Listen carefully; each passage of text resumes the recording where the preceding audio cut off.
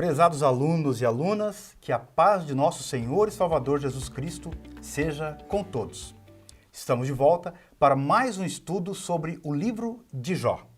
Hoje aprenderemos que, na teologia de Elifaz, só os pecadores sofrem. E então veremos se isso corresponde à realidade da totalidade da palavra de Deus. Dessa forma, a partir dessa aula, iniciaremos o estudo da teorização que os amigos de Jó começam a fazer acerca da calamidade vivenciada pelo patriarca. Aquilo que era para ser uma visita solidária acaba por se tornar um período de reflexão teológica a respeito do sofrimento alheio. O objeto dessa reflexão é identificado com a inquietante pergunta: por que Jó está sofrendo? Uma possibilidade, de acordo com a crença comum da época, era que Jó teria cometido algum pecado para estar naquele estado. Ou seja, se há sofrimento, é porque um homem pecou? Só os pecadores sofrem? Essa verdade, ou é verdade que esse dogma se aplica a toda e qualquer situação? O texto áureo de hoje é retirado de Jó, capítulo 4, versos 7 e 8. Assim diz a palavra de Deus. Lembra-te agora qual é o inocente que jamais pereceu? E onde foram os sinceros destruídos? Segundo eu tenho visto, os que lavram iniquidade e semeiam o mal, cegam isso mesmo. A verdade prática ensina que, embora transcendente, Deus tem prazer em se relacionar com o homem terreno. A leitura bíblica em classe está em Jó capítulo 4, versos 1 a 8, em Jó capítulo 15, versos 1 a 4 e depois no capítulo 22, versos 1 a 5. Pare aqui e leia essas passagens. Ou então, espere nossa reflexão, assim você pode ler os textos com mais informações. Na aula anterior, vimos o lamento de Jó. Na continuação, veremos que o lamento de Jó não fica sem resposta. Dessa forma, temos o tema de hoje, a teologia de Elifaz. Só os pecadores sofrem?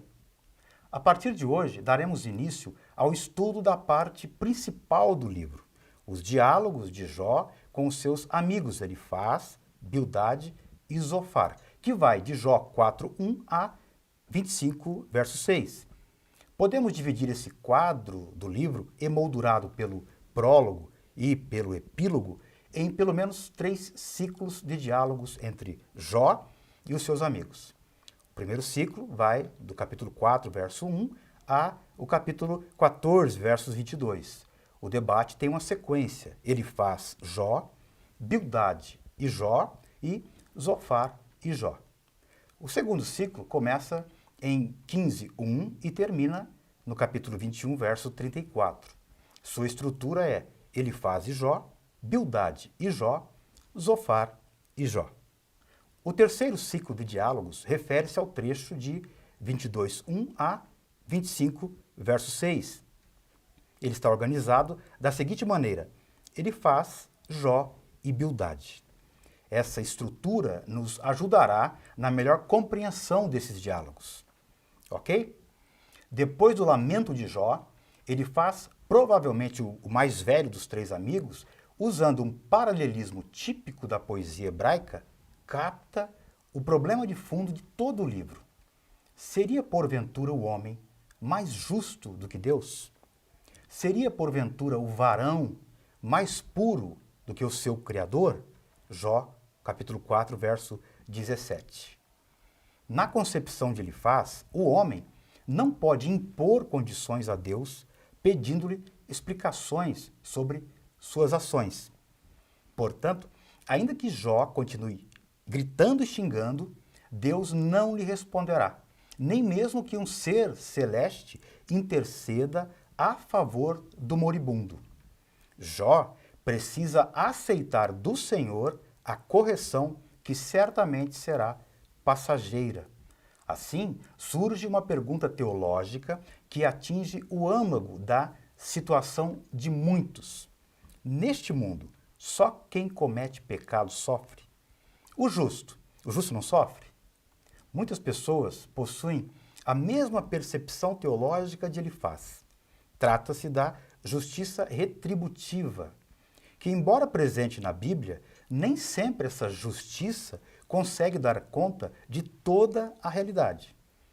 Esse é exatamente um dos motivos da redação do livro de Jó. O livro deixa claro, desde o início, que o sofrimento que aflige o patriarca não tinha relação com algum pecado cometido no passado. Este é um ensino bíblico muito importante, uma vez que nos impede de proferir julgamentos precipitados em relação ao sofrimento do próximo. Na verdade, nem julgamento precipitado e nem julgamento algum, mas especialmente o precipitado, uma vez que a teologia de Elifaz nunca morreu e, tendo atravessado os séculos, ainda persiste em meio àqueles que creem no Deus de Israel como nós. Para Elifaz, a justiça retributiva é certa, ou seja, só os pecadores sofrem e os justos não passam por reveses. Mas a história do patriarca contrariou esse ensinamento e, além disso, atacou o pensamento religioso de sua época. A história de Jó feriu a ortodoxia que deveria guardar. Por isso, é bom verificar as respostas que Jó dá a cada acusação de Elifaz. Para melhor compreensão, necessitamos ver os 3 eixos do seu pensamento teológico expostos no capítulo 4 ao 5, no capítulo 15 e também no capítulo 22. Mas o pilar do seu argumento teológico está no primeiro discurso, ou seja, Jó, capítulos 4 e 5. Aqui, Elifaz defende a justiça retributiva, que era um pensamento comum na literatura sapiencial. No segundo discurso, em Jó 15, o argumento de Elifaz é em favor da tradição religiosa de seu tempo, enquanto que no terceiro discurso, capítulo 22, facilmente percebemos que ele coloca em relevo a transcendência divina. Nesses 3 eixos, nos quais se firmou a sua argumentação com Jó, está a teologia de Elifaz. Vejamos, primeiro, os pecadores no contexto da justiça retributiva. Estamos diante da lei da semeadura e da colheita. As primeiras palavras que Elifaz dirige a Jó demonstram a cordialidade à maneira oriental. Com certo cuidado, Elifaz pede permissão para falar. Ele respeita a etiqueta oriental e a cortesia dos círculos acadêmicos. O inconformismo de Jó, diante da calamidade que se abateu sobre ele, incomodou Elifaz. Elifaz está convencido de que a lei de causa e efeito é um princípio da ortodoxia teológica que não pode ser contraditado. Portanto, o homem colhe o que plantou. Elifaz pergunta: lembra-te agora, qual é o inocente que jamais pereceu? E onde foram os sinceros destruídos? No capítulo 4, verso 7. Neste versículo, temos o ponto de partida da argumentação de Elifaz e o centro de gravidade do primeiro eixo da sua teologia. O inocente não sofre e os justos não passam por reveses. Nessa teologia da justiça retributiva, Deus recompensa os bons e pune os maus. É uma espécie de lei de causa e efeito. Na exegese do Antigo Testamento, nós chamamos de nexo ato-consequência. Esse nexo afirma que a condição do ser humano depende de sua conduta. No versículo 8 do capítulo 4, ele faz ver confirmado esse dogma por conta de sua experiência pessoal. Sem dúvida, algumas vezes a origem da aflição do homem é enigmática, mas o dogma da retribuição individual é confirmado pela experiência. Jó é convidado a procurar em sua memória. No fundo, ele bem sabe que os homens retos nunca são exterminados. O vocábulo pereceu, no capítulo 4, verso 7, traduz a palavra hebraica abad, enquanto o vocábulo destruídos é a tradução de kahad. O primeiro termo, abad, além de perecer, possui o sentido de arruinar. O segundo, kahad, destruídos, também significa afetado, desolado. Note que Elifaz usa os termos inocente, naqui, e sincero, no sentido de reto e achar, quando se dirige a Jó. Já vimos que o patriarca havia sido chamado por Deus de Yachar, ou seja, de reto, de justo. Se Jó se acha justo, então de onde viria o seu sofrimento, já que os retos não sofrem? Em Jó capítulo 4, verso 8, reforça o pensamento que expôs anteriormente, agora mostrando o reverso do que havia dito. Elifaz disse que os justos e inocentes não sofrem. Agora ele declara que o sofrimento atinge somente os maus. Essa afirmação, sem dúvida, provoca em Jó um tremendo desconforto, pois ele sabia onde esse argumento iria chegar. Elifaz estaria prestes a deduzir que Jó estava em pecado, pois o seu sofrimento era uma prova disso. Se ele não estivesse em pecado, não estaria sofrendo, pois somente os maus passam por calamidades. Para Elifaz, nós habitamos em um universo moral que exige consequências de nossas ações. De fato, em alguns trechos, a Bíblia mostra esse princípio. Por exemplo, o salmista confirma que Deus é bom e justo e por isso recompensa os bons e pune os maus, em Salmo 1, versículo 6. O Novo Testamento também atesta esse princípio. Pedro escreve em sua primeira epístola, no capítulo 3, verso 12, porque os olhos do Senhor estão sobre os justos, mas o rosto do Senhor é contra os que fazem males. Mas ainda resta uma pergunta. Jó deve sofrer porque incorreu em alguma culpa?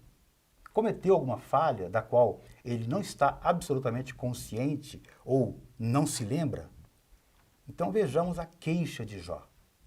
Na sua primeira resposta a Elifaz, Jó diz que a sua situação havia se tornado um fardo muito pesado. Jó era um homem angustiado e, em vez de ajudar, Elifaz diz que o zelo mata o tolo. Isso era matar de vez quem já estava morrendo. As palavras de Jó, portanto, devem ser vistas a partir da sua angustiante situação.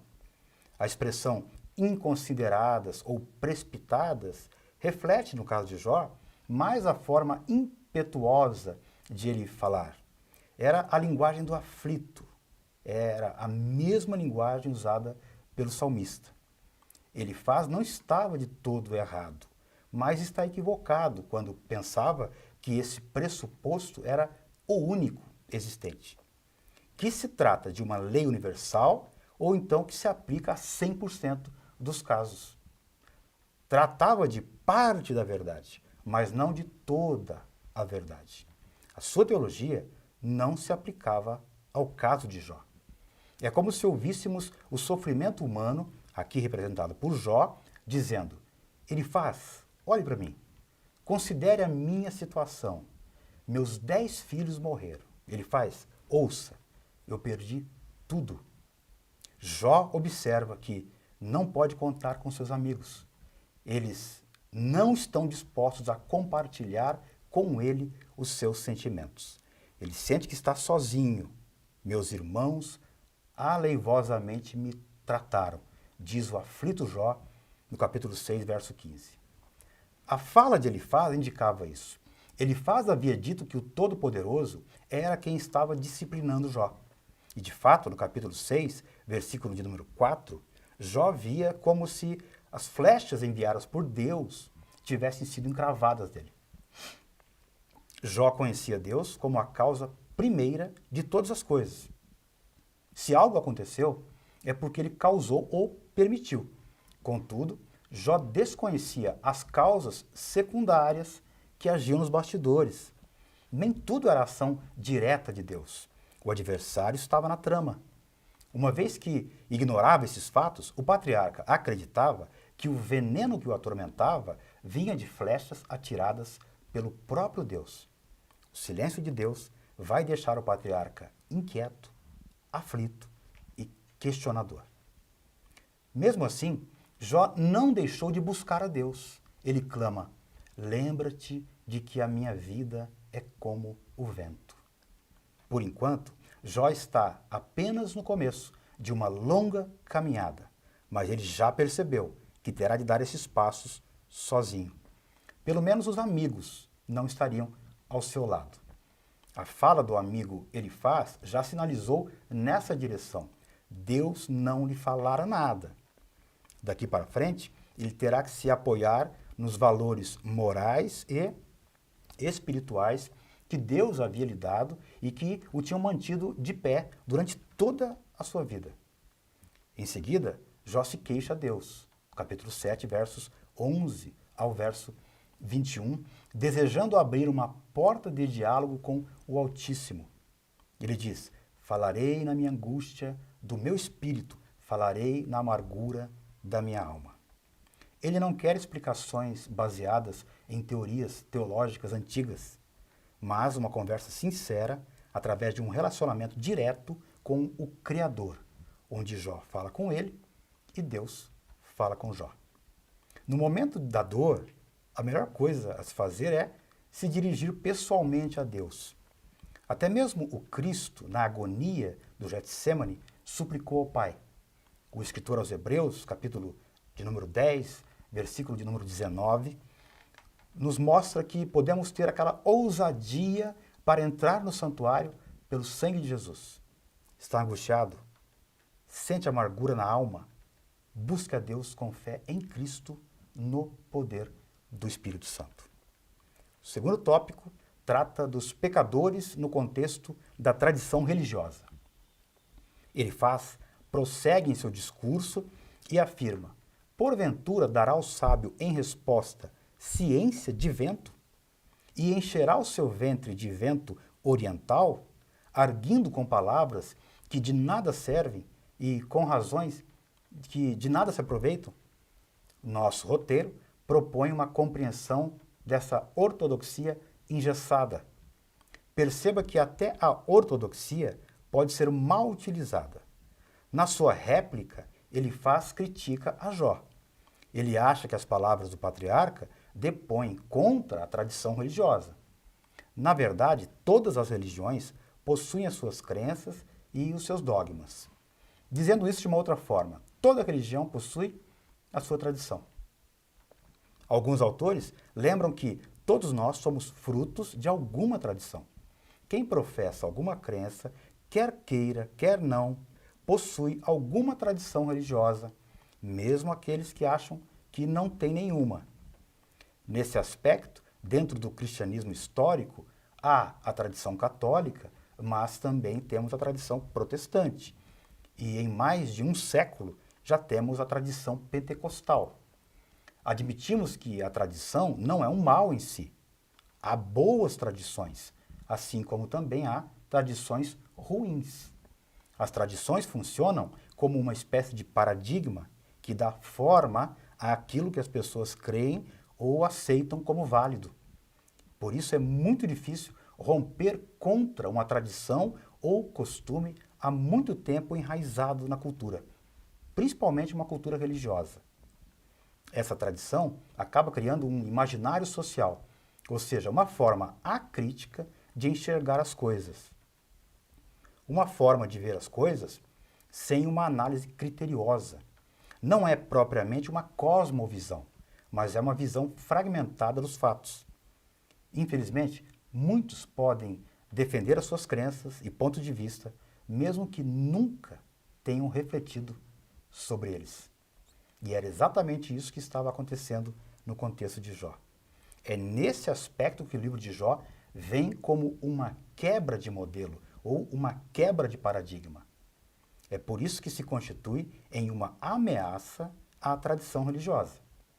A partir do versículo 7 do capítulo 16, ele apela para a tradição como forma de validar seu princípio teológico. Em Jó 15, versos 9 e 10, Elifaz diz: que sabes tu que nós não sabemos? Que entendes que não haja em nós? Também há entre nós encanecidos e idosos, muito mais idosos do que o teu pai. De acordo com Elifaz, ainda que Jó fosse um homem sábio, ele não era mais sábio nem mais antigo do que o dogma da retribuição que ele estava negando. Nos capítulos 16 a 17, Jó reclama, mas não blasfema contra Deus. Ele tem consciência de que a teologia de seu amigo predominava na terra, mas o homem de Uz apela aos céus. Sua fé o leva a uma busca por respostas ao alto, à procura de quem possa defendê-lo.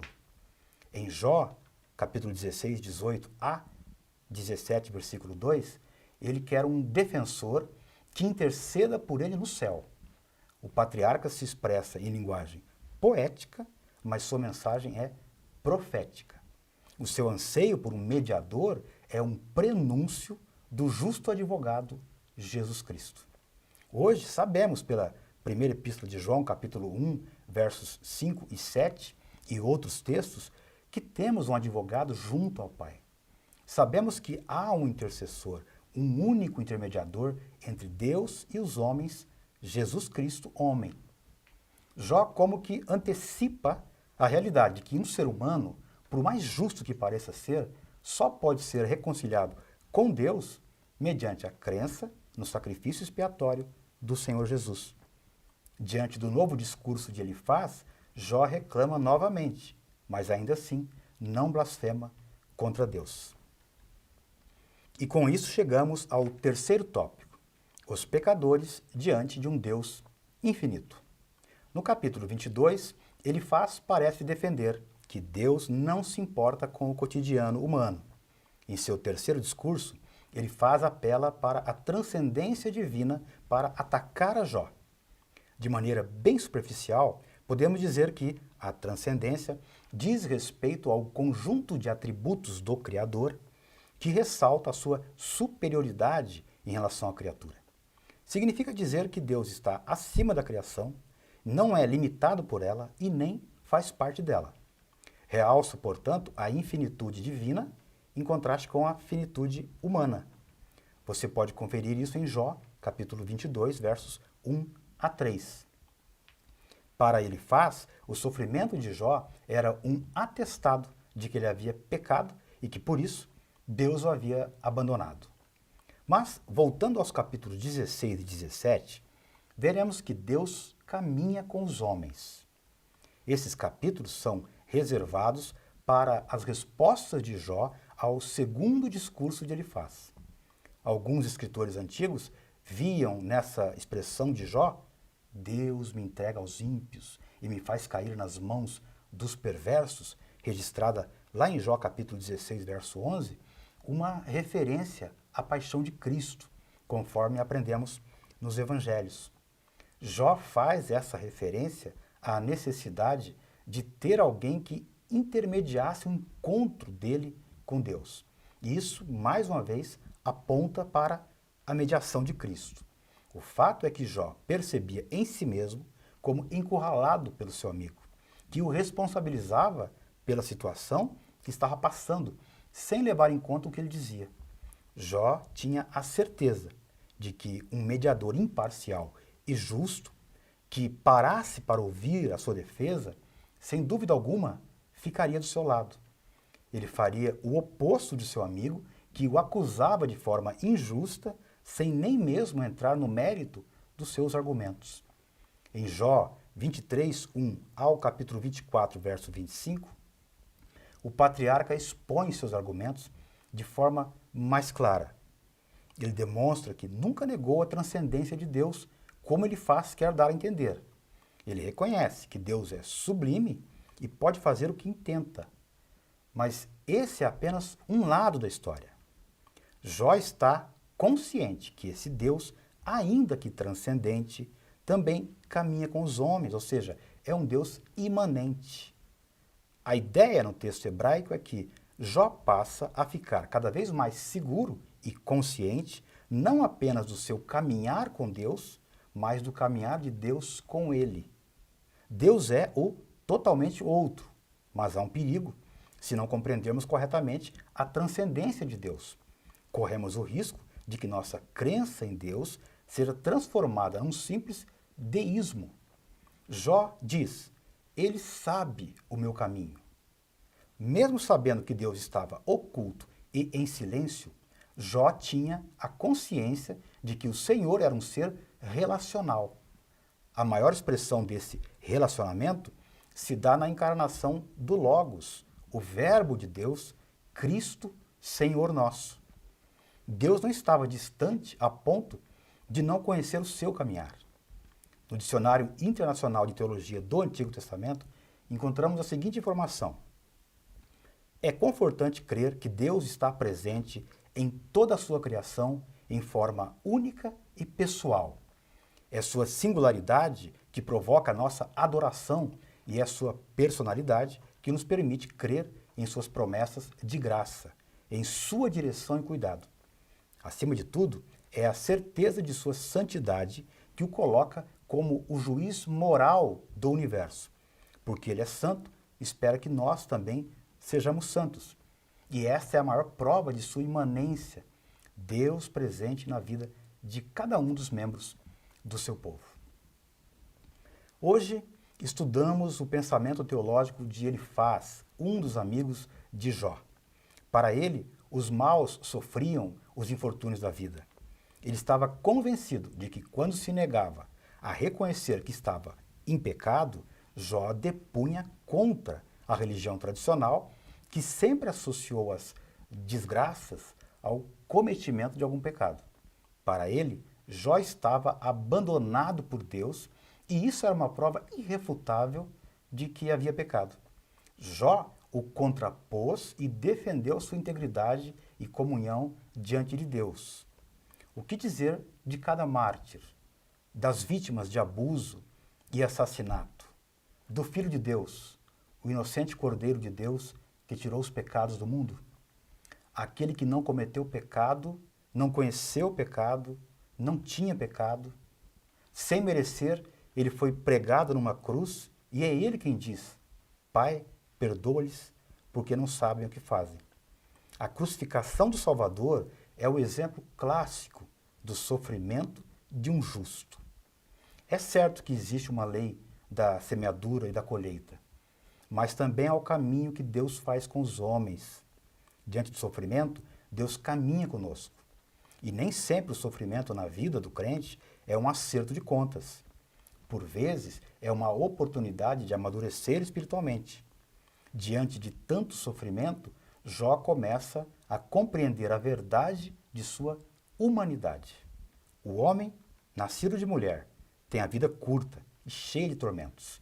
É como uma flor que se abre e logo murcha, foge como a sombra sem parar. Uma pessoa amadurecida no sofrimento é vista normalmente como mais autêntica e mais sábia do que alguém que apenas desliza por aí nessa vida.